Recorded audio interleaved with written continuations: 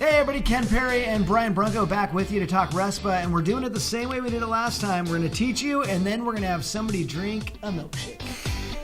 Previously on Will It RESPA. I don't know. You're welcome, Sawyer. With olive juice, honey, some hot sauce. Vanilla ice cream, some vanilla pudding powder. Cottage We need cheese to get sounds some more. amazing. I know the thing of value thing. I heard that before. Good try though, Sawyer. I like where you were going with it. That smells vile. Oh! The strongest taste is definitely the hot sauce. And that's the takeaway. Hey everybody, welcome to RESPA for the holidays. Got Ken Perry with us today, back from where? I just got back from Hawaii and we're shooting a video about the holidays. Oh man, lucky guy. All right, good. So hey, today we're going to talk about RESPA for the holidays, and kind of the theme for today is the company that you keep. Why? Because the holidays, what do we got going? Gifts, we got parties, got co-marketing, all that kind of fun stuff. Tons of parties, and that's really where we see the most RESPA violations is around the holidays. Yep, exactly.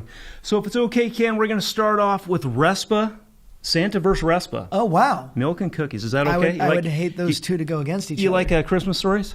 My birthday's Christmas, good. so I love that season. Good. So I'm Uncle Brian, and I like to consider myself America's top uncle. Okay.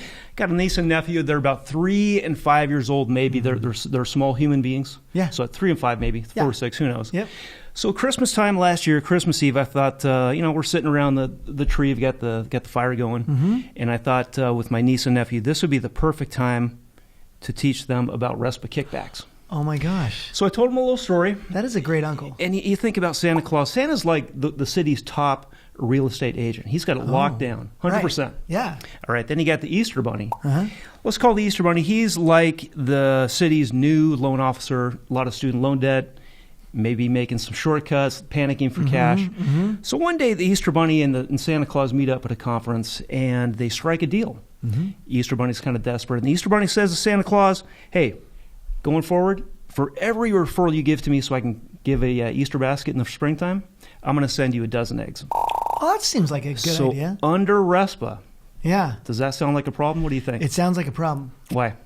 Well, because you're giving something of value in exchange for the referral of business. Exactly. That would be a RESPA violation. So Santa Claus, what I told my niece and nephew, 3 and 5, it's time to learn. I said, you know what? Next year, Santa Claus, Easter Bunny, they're going to jail. Oh my gosh. For how long? How long? Up to 1 year. 1 year, $10,000 fine.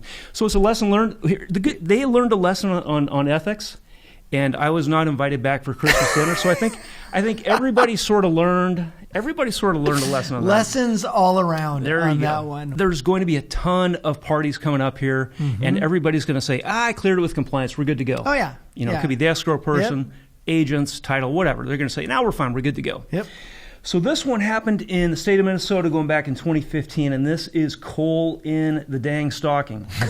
So a title insurance company, they held 2 booze cruises, pretty standard networking, totally.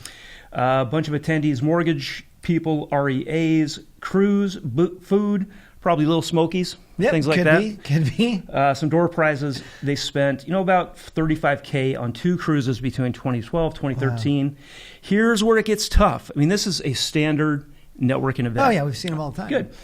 So between 2012 and 2013, 67% of the attendees were responsible for closed transactions with the company. Okay. So after that cruise, 67% of titles closes came from that cruise. It worked. All right. Lots of volume there. Between 2013 and 2014, it jumped up to 74% of the closed transactions kicked over by the attendees. Okay. Every attendee at one of these booze cruises referred business to the title company, closed or not closed. So that what we're looking there is volume, right? Yeah. So there's no real black and white test as far as what you can and cannot do with networking. They're going to take the agencies are always going to look at the facts and say, okay, you did a networking event. All right, what does it look like? Does it look like it's a violation or not? So if it dropped down to say 45%, 25%, maybe they would say not a violation. Who knows? Interesting. But the point is, the agency looked at the results and said 74%, 67%.